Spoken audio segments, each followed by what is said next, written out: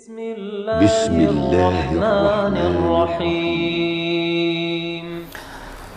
Dikisahkan dalam kitab Tarikh Baghdad, kisahnya Al-Imam Al-Bukhari, diceritakan oleh Umar ibnu Hafs.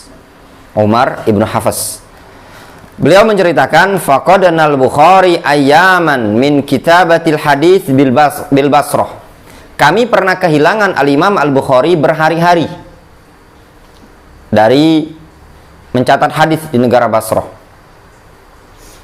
Fatalabnahu fawajadnahu fi baitihi wa uryan.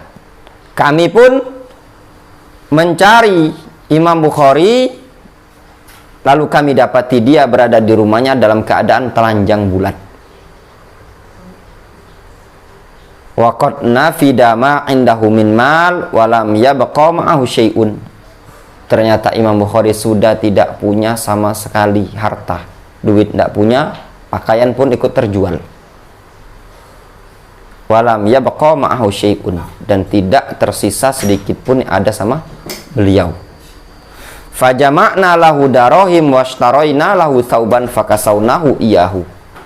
Kata Umar ibnu Hafs, kami pun mengumpulkan uang iuran, kumpulkan, lalu kami beli baju untuk Imam Bukhari, kami suruh dia untuk berpakaian.